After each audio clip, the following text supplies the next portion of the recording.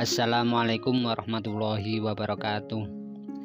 Di sebelah utara Jakarta terdapat gugusan kepulauan yang terdiri dari 108 pulau kecil.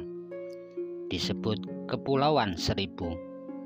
Satu di antaranya adalah Pulau Panggang, sekitar 60 km di sebelah utara kota Jakarta. Nah, berikut ini kisah karomah Habib Ali bin Ahmad bin Zain Aidit. Saksikan setelah yang satu ini, namun sebelum itu klik subscribe dan gambar lonceng untuk mengetahui video-video menarik berikutnya. Like dan share ke semua media sosial yang kalian punya.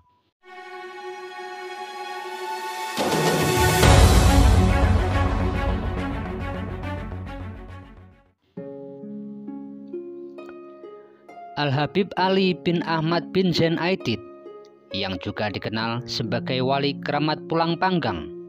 Ia adalah ulama dan mubalik asal Hadramaut yang pertama kali menyebarkan Islam di Pulau Panggang dan sekitarnya.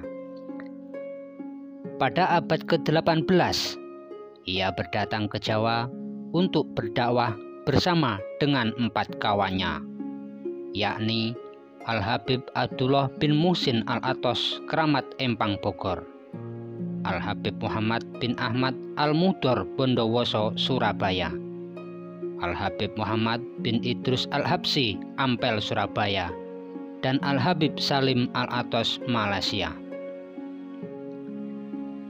Al-Maghfurullah Habib Ali ke Batavia, sementara keempat kawannya masing-masing menyebar ke kota-kota dan negeri di atas. Al-Maghfurullah berdakwah dari Pulau Seribu sampai dengan wilayah Pulau Sumatera, yaitu Palembang. Di Batavia, Al-Maghfurullah Habib Ali bermukim di kebun jeruk dan menikah dengan Syarifah setempat, Syarifah Zahra binti Syarifah Muhsin bin Ja'far Al-Habsyi. Dari perkawinannya itu dikaruniai seorang putra bernama Hasyim bin Ali Aidit.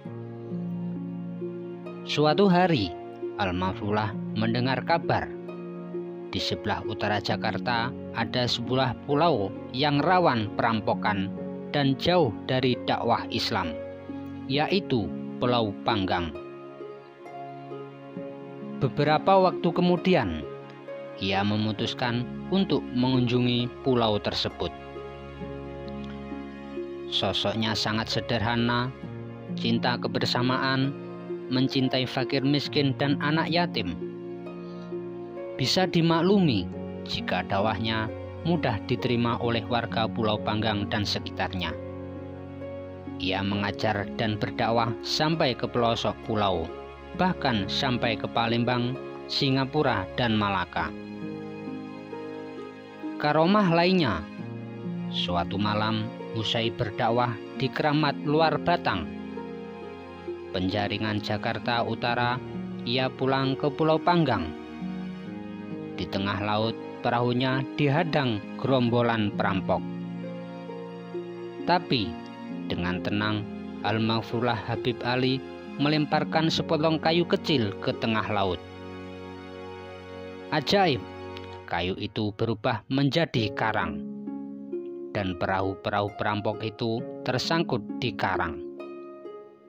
Maka berkat pertolongan Allah Subhanahu wa Ta'ala itu, Al-Maghfurullah Habib Ali dan rombongan sampai di rumahnya Pulau Panggang.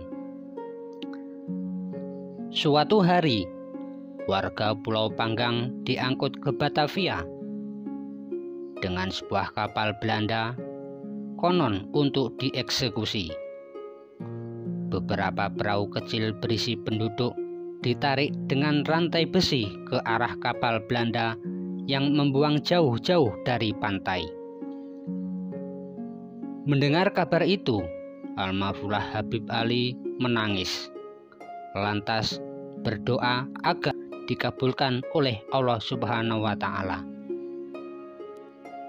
Rantai besi yang digunakan untuk menarik perahu berisi penduduk itu tiba-tiba putus, sehingga Belanda urung membawa penduduk ke Batavia.